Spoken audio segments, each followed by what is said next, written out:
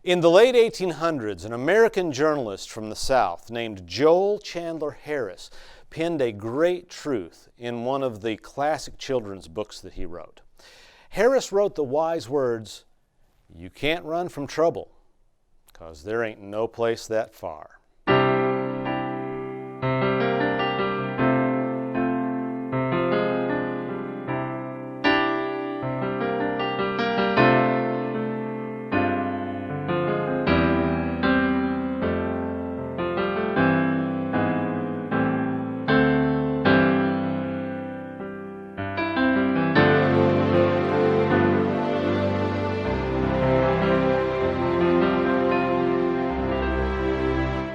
Everybody's been there and is probably going there again pretty soon. Just when we think we've got a good handle on things and that life is breaking our way, well, trouble comes around again. A few decades after Joel Harris, there was another American writer who gifted us a different perspective on the troubles that we all face. He was a writer of gospel songs named Jim Hill. As a young man, Jim had big dreams of becoming a professional opera singer. But just as the old journalist observed, trouble seems to always be hot on our heels. Jim worked hard at his craft. He practiced constantly and even auditioned for the Metropolitan Opera in New York, but never got anywhere near a role on stage. Financial challenges forced him to forego his operatic dreams and head off to business school. Soon after that, he was selling shoes for a living. But undaunted, Jim continued to sing and tried his hand at songwriting. After he became a Christian, he began to manage and sing tenor for the Golden Keys, which would go on to become a famous gospel group. Jim married a lovely young lady and seemed to finally be settling into that happy, fulfilling life he dreamed of. But, as so often happens, that's when trouble reared its ugly head again. One day at work, Jim received a phone call from his wife, who was frantic, in tears, and devastated. You see, her mother, who was only 50 years old, had just suffered a terrible, massive stroke. Jim's mother-in-law had survived, but the effects of the stroke were debilitating.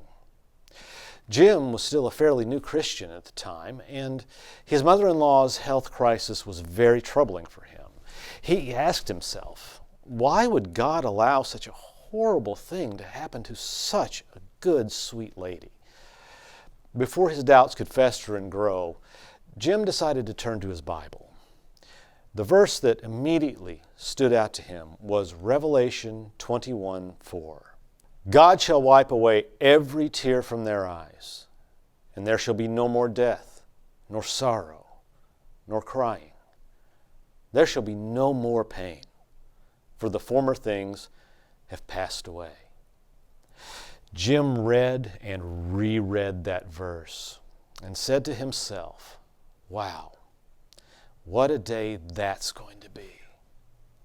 The idea for a song based on that verse grew in his mind, and Jim quickly jotted down some lyrics based on that comforting assurance that the terrible, recurring troubles and sorrows of this world are only a temporary, passing thing. He wasn't sure the song was any good, but the next day, when he and his wife were visiting his sick mother-in-law, he decided to come close to her bed and sing it to her. During the very first verse, tears began to flow down her face. By the end of the first chorus, the side of her face left unravaged by the stroke had broken into a beautiful smile.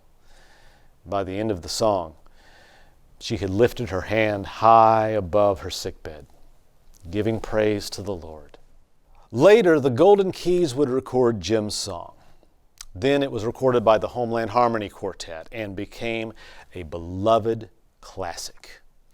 And a few years later, Jim Hill was inducted into the Southern Gospel Music Hall of Fame, in no small part because of that song he wrote for his sick mother-in-law. That beautiful, hope-filled song reminds us that even though here on earth we can't run from trouble and pain, one day in heaven, God has promised to wipe every one of our tears away. What a day that will be, by Jim Hill.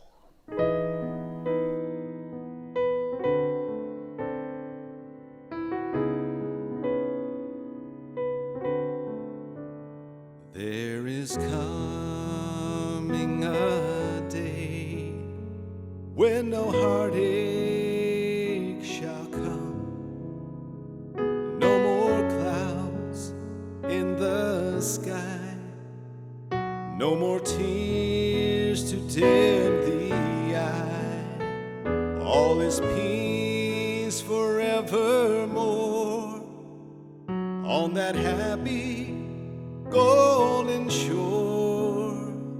What a day, glorious day that will be. What a day that will be, when my Jesus I shall see, and I look upon his face, the one who saved me by his grace.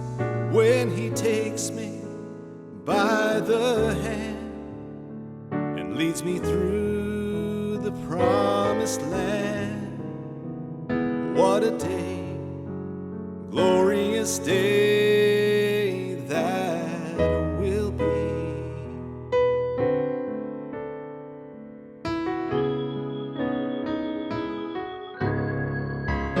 There'll be no sorrow there, no more burdens to bear, no more sickness, no more pain, and no more parting over there. And forever I'm gonna be with the only one who died for me. Oh, what a day, glorious day that will be.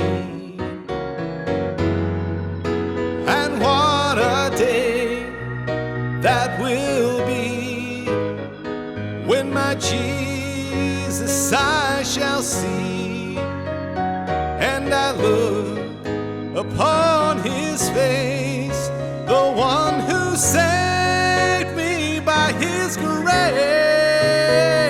When he takes me by the hand and leads me through the promised land. Oh, what a day, glorious day that will be, that will be. What a day, glorious day